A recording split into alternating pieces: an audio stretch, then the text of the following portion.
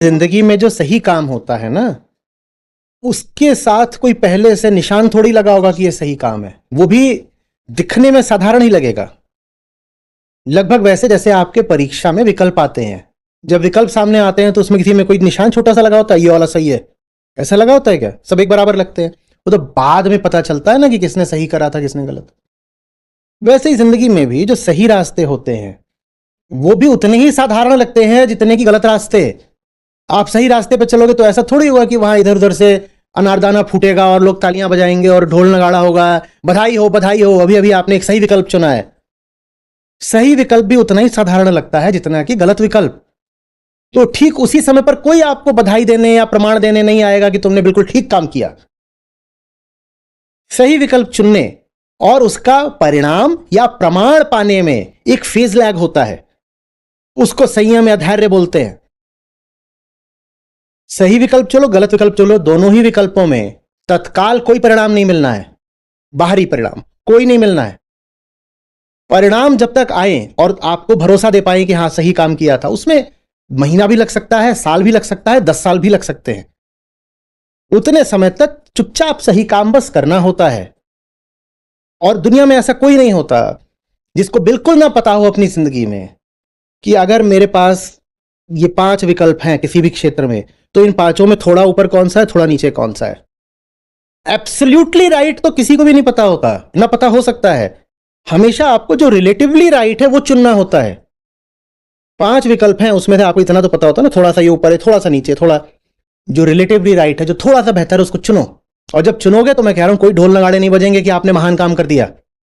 पर यही जो रिलेटिवली राइट चीज है, इसको आप जब लगातार चुनते जाते हो तो उसमें एक तरह का कंपाउंडिंग इफेक्ट होता है। उसमें एक चक्र वृद्धि आप पाते हो कि बढ़ोतरी हो रही है। लगभग वैसे जैसे आप जिम जाओ, पहले दिन 2 लोग थे, एक जैसे दिखते थे, एक जिम गया एक जिम नहीं गया, कोई अंतर दिखाई देगा उनमें? दूसरे दिन भी एक गया दूसरा नहीं गया, कोई अंतर दिखाई देगा? तीसरे दिन ये और हो सकता है, जो नहीं जा रहा था वो अपना मजे में घूम रहा है, जो जा रहा है वो कह रहा है यहां दर्द हो रहा है वहां दर्द हो रहा है, तो ऐसा भी लगेगा। तो अंतर दिखाई देना 6 महीने बाद शुरू होगा। और ऐसा तो नहीं है कि आपकी जिंदगी में आप कहो कि पर मैं जानती ही नहीं कि मैं क्या काम चुनूं। अरे भाई, फिर बोल रहा हूं, सर्वोच्च सर्वश्रेष्ठ ऐसा कोई काम किसी को उपलब्ध नहीं होता, लेकिन सबके सामने थोड़े थोड़े थोड़े थोड़े विकल्प होते हैं। उन विकल्पों में ही तुलनात्मक रूप से जो बेहतर हो उसको चुना जाता है। और जब बार बार आप एक तुलनात्मक रूप से बेहतर विकल्प चुनते हो तो कुछ समय बाद आप पाते हो कि आप बहुत आगे निकल आए हो।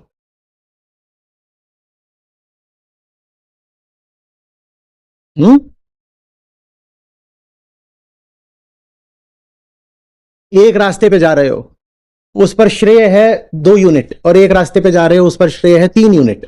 अब बहुत बड़ा अंतर तो नहीं है। हम जिस तरह रहते हैं हम कहते हैं क्या फर्क पड़ता है, 19-20-2-3, 19-20-2-3, कोई इतना तो अंतर है नहीं। उसी 2 को आप जब बार बार चुनोगे तो वो कंपाउंड करेगा। पहली बार चुनोगे तो कहोगे 2 और 3 का ही अंतर था, दूसरी बार चुनोगे तो 4 और 9 हो जाएगा, तीसरी बार चुनोगे तो 8, 27, 16, 81, 5 गुने का अंतर हो गया 4 ही बार में। अभी मुझे अजीब लगता है जब लोग पूछते हैं what was the turning point when you decided to enter this field. ये बड़ा अपमानजनक प्रश्न है। वो ये कहना चाह रहे हैं कि बस एक क्षण था जब कीमत अदा करी होगी, कि बस एक क्षण था जब कोई फैसला लिया होगा। भाई मैंने वो फैसला 1 लाख बार लिया है, रोज लेता हूं। जिंदगी माने विकल्प, चेतना माने चुनाव। मेरे सामने रोज ये विकल्प उपलब्ध होता है कि मैं कह दूं आज मुझे सत्र नहीं लेना, आज मुझे फलाना काम नहीं करना, आज ये नहीं करना वो नहीं करना। जो काम मेरे नहीं है मैं दिन भर वो करता हूं। जो काम मुझे छूने ही नहीं चाहिए, जो काम मेरी गरिमा से मेरे स्थान से नीचे के हैं, मैं वो सारे काम कर रहा हूं पूरे दिन, तो मैं सत्र क्यों लूं? मेरे भीतर भी कोई बच्चा बैठा भी कहता है दिन भर ये कराया है ना, नहीं जाओ। रोज चुनना पड़ता है। और कोई पूछे what was the particular turning point, तो मैं क्या पर्टिकुलर टर्निंग पॉइंट बताऊं? Every day the turning point, हर दिन चुनना पड़ता है। आपको भी हर दिन ही चुनना पड़ेगा। पर्टिकुलर टर्निंग पॉइंट में ऐसा लगता है कि उस दिन उन्होंने तय करा कि आज वो अपना महल त्याग देंगे, फिर देवता वहां पर प्रकट हो गए, उन्होंने पुष्प वर्षा करी। इतना स्पेक्टेकुलर लगता है, नाटकीय, ड्रामेटिक बिल्कुल, तो हम सुनना चाहते हैं। फिर जब मैं ये बता दूं तो उसका एनिमेशन और लगा देंगे वीडियो में, इतना वो उसमें और बता दूं मैं कि मैंने जितने भी कॉर्पोरेट कपड़े थे वो त्याग दिए थे और मैं भभूत मल के निकला था अहमदाबाद से। इतना अच्छा लगेगा एकदम, बिल्कुल सेंसेशन। 10 मीडिया वाले यहीं खड़े रहेंगे माइक लेकर के, बस एक बार भूत बन के दिखाइए। और वैसा कुछ है ही नहीं। आज भी दिन के 5 फैसले लेने होते हैं और 5 को सही लेना होता है। आज से 25 साल पहले भी यही था। अंतहीन यात्रा है, आपको भी करनी है। और उस यात्रा में आपको कदम कदम पर कोई आकर के प्रशस्ति पत्र नहीं देगा, वेल डन, राइट चॉइस। आपका जो गीता एग्जाम होता है उसमें तो फिर भी है आपको कि 1 घंटे बाद आपको पता चल जाता है क्या सही था क्या गलत था। जीवन में तो ऐसा कोई रिजल्ट भी नहीं डिक्लेयर होता। आप बस सही चुनाव करते चलिए श्रद्धा के साथ, और पूछिए नहीं कि परिणाम क्या मिलेगा। आगे चल के धीरे धीरे बिना मांगे परिणाम अपने आप प्रकट होने लगते हैं।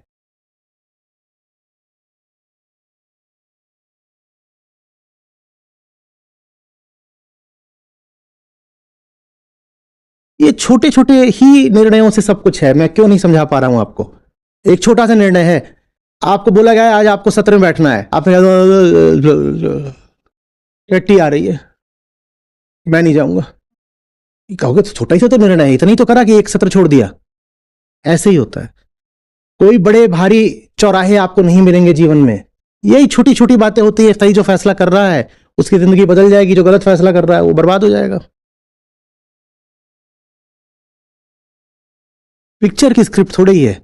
वहां पे हीरो होता है, वहां हीरो इसलिए बनता है कि उसके सामने मौका था, किसी ने 10 करोड़ उसको दिए कि तू 10 करोड़ ले ले और थोड़ी बेईमानी कर दे, और उसने कहा नहीं मैं एक बहुत बड़ा फैसला कर रहा हूं कि मैं 10 करोड़ नहीं लूंगा और बेईमानी नहीं करूंगा। आपके सामने ऐसा नहीं होगा, क्योंकि जिंदगी फिल्मी नहीं होती। आपके सामने पता है क्या होगा, कहीं पे आप 10 रुपए का घपला कर सकते होंगे और आप कहेंगे मुझे घपला नहीं करना। फिल्म में दिखा देंगे कि एक बार 10 करोड़ ठुकराना होता है, जिंदगी में ऐसा नहीं होता। जिंदगी में 1 करोड़ बाद 10 बार 10 रुपए ठुकराने होते हैं। जिंदगी में 1 करोड़ बार निरंतर फैसले करने होते हैं और 10-10 रुपए का घपला करने से बचना होता है। और इसलिए घपला हो जाता है क्योंकि 1 करोड़ का घपला करें तो भीतर आपके कुछ ग्लानि उठेगी। 10 रुपए घपला करने में आप कहते हैं छोटा सा तो घपला किया है, छोटा सा तो घपला किया है। आप ये नहीं देखते कि वो छोटा घपला आपने 1 करोड़ बार कर दिया, आपने 10 करोड़ घपला कर दिया। ये जो सूक्ष्मता है ना माया की, यही खा जाती है। बड़ी बेईमानी करने से तो ज्यादातर लोग बचेंगे। ये जो रोज रोज की निरंतर छोटी बेईमानियां हैं ये खा रही हैं आपको। आधा घंटा उठने में देरी, काम में गए हैं वहां छोटी छोटी छोटी छोटी लगातार चोरियां, कोई रिपोर्ट भेजनी है वो 45 मिनट देरी से भेज दी, खत्म। कोई फलानी चीज मना है नहीं खानी चाहिए, थोड़ा सा खाया है लाओ दो। कोई काम है जो रोज करना है, रोज करने की जगह हफ्ते में 3 दिन ही करा, और करते तो हैं ऑल्टरनेट डेज पे कर लेते हैं। ये जो छोटी बेईमानियां हैं आपको ये खा रही हैं।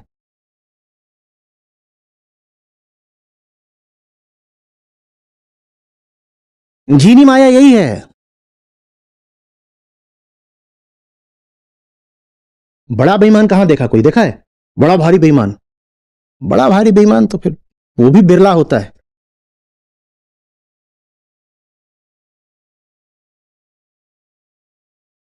हम छोटे बेईमान हैं जो लगातार बेईमानियां करते हैं छोटी छोटी, और वो सब मिलकर एग्रीगेट होकर कंपाउंड होकर बहुत बड़ी बेईमानी बन जाती हैं।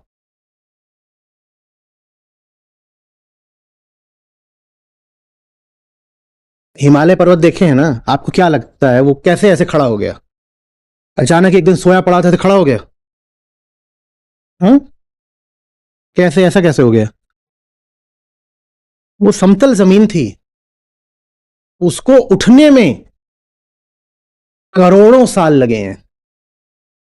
वो हर साल इतना इतना उठा है, इतना उठते उठते वो इतना ऊंचा हो गया जितना वो है अभी, और वो अभी भी इतना उतना उठ रहा है हर साल।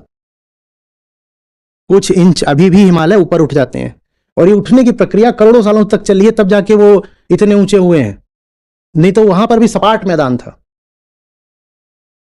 अगर हिमालय कोई व्यक्ति होता जिसके ऊपर जिम्मेदारी होती कि तुम बस चप्पे ही पड़े रहना, ऊपर उठना गलत है, तो कहता ऊपर कितना उठा, साल भर में 4 इंच ही तो ऊपर उठा।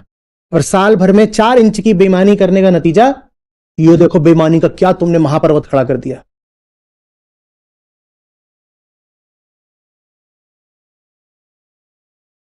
ये और बड़ी समस्या है मेरा शुभचिंतक बनने की।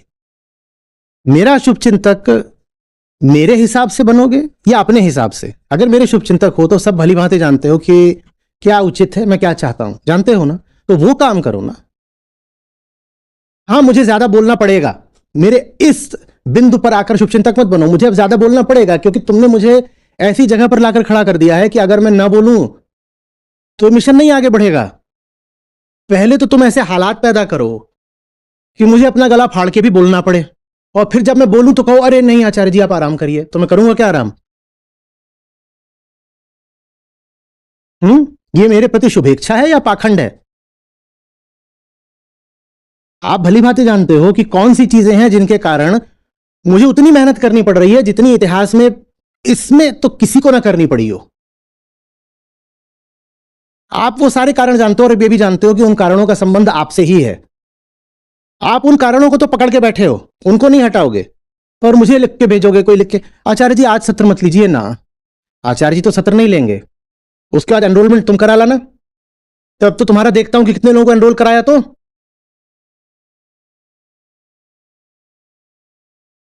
आचार्य जी आप इतना क्यों परेशान होते हैं, लोग रजिस्टर नहीं कर रहे, तो इनको छोड़ दीजिए ना। मैं तो उनको छोड़ दूंगा, तो छूटे हुए थे, तो फिर मिशन किस लिए है? मिशन नहीं भी होता तो वो छूटे हुए थे, बर्बाद हो ही रहे थे, मैं उनको अभी भी छोड़ दूं तो मिशन किस लिए है? अगर तुम सचमुच मेरे शुभचिंतक होते तो मुझसे ये नहीं बोलते कि तुम मेहनत नहीं करो, तुम कहते आप तो करेंगे ही, हमें पता है अब आप नहीं रुकेंगे। हाँ, आपकी मेहनत कम हो सके इसीलिए आप जितनी मेहनत करते हो आपके बराबर हम भी करेंगे। तुम ये नहीं कहते कि आप मेहनत कर रहे हो साथ में हम भी करेंगे, तुम कहते हो ना हम करेंगे ना आप करिए। तुम शुभचिंतक हो मेरे।